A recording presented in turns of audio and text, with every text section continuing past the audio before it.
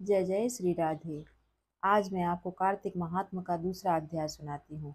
श्री कृष्ण जी ने कहा कि हे सत्यभामा, इधर घर पर गुणवती ने अपने पिता और पति की मृत्यु का समाचार सुना तो बेहोश होकर गिर पड़ी। पुनः सुध आने पर जोर जोर से रो रो कर विलाप करने लगी कि हे प्राणनाथ, आप मुझे अकेली छोड़कर कहाँ चले गए। मैं अब आपके बिना संसार में कैसे जिंदा रहूंगी। मेरा भरण पोषण कौन करेगा, मुझे खाने पीने को कौन देगा। हे भगवान, मैं अबला अब किसकी शरण में जाऊं। हे पिता, तुम भी मुझे छोड़कर चले गए। अब मैं सब तरफ से असहाय हो गई हूँ। मैं क्या करूं, कहाँ जाऊं। इस तरह रोती बिलखती हुई पछाड़ खाकर गिर पड़ी और मूर्छित हो गई। मूर्छा टूटने पर जब कुछ संभली तब उसे ध्यान आया कि पिता तथा पति की मृत्यु के बाद उनकी क्रिया करनी चाहिए, जिससे उनकी गति हो सके। इस प्रकार सोचकर उसने जैसे तैसे उन दोनों की क्रिया संपन्न की। बाद में वह विष्णु भगवान की भक्ति करती हुई वहीं रहने लगी। सारी उम्र उसने नियम पूर्वक समस्त एकादशियों के व्रत और कार्तिक महीने के उपवास और व्रत किए।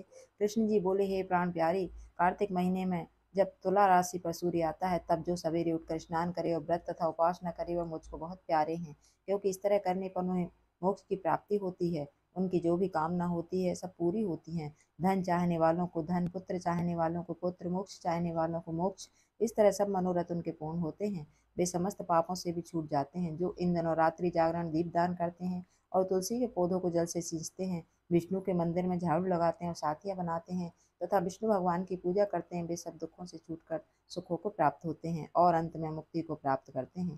कार्तिक के महीने में जो 3 दिन भी इन बातों पर चलता है वह भी देवतुल्य होकर पूजा जाता है। जो जन्म भर इन नियमों का पालन करता है वह संसार में सर्व पूज्य होकर मुक्ति को प्राप्त करता है। सो गुणवती भी सारी आयु तक व्रत व उपवास करते हुए बुढ़ापे को प्राप्त हुई। एक दिन उसे ज्वर हो गया तो भी वह उसी हालत में गंगा स्नान करने गई।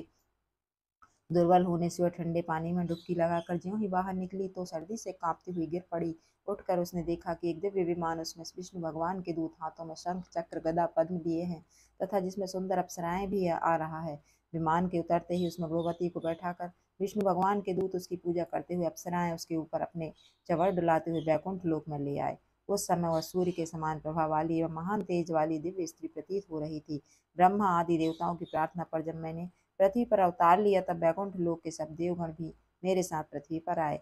वे सब यहाँ पर यादव बने। तुम्हारे पिता देव शर्मा सत्राजित हुए। तुम्हारा पति व चंद्र शर्मा इस पृथ्वी पर अक्रूर बना। हे प्रिय, तुम वही गुणवती हो जो कार्तिक मास में किए व्रतों के पुण्य से मेरी अर्धांगिनी बनी हो। तुमने उस समय तुलसी के पौधे मेरे मंदिर के सामने लगाए थे, इसलिए वह कल्प वृक्ष तुम्हारे घर में है। तुमने कार्तिक मास में दीपदान किया था, इसलिए तुम्हारी देह सुंदर है और घर में लक्ष्मी का भंडार है। तुमने संपूर्ण जीवन में अपने प्रिय किए व्रतों का फल भगवान विष्णु को अर्पण कर दिया था। उसके प्रभाव से तेरा मुझसे वियोग हो गया। वियोग कभी नहीं होगा। जो कार्तिक मास में व्रत करेंगे वे भी इसी प्रकार उत्तम फलों को प्राप्त करेंगे। अन्य यज्ञ तप दान करने से जो भी फल मिलता है वह कार्तिक मास के व्रतों का 16वां भाग भी नहीं है।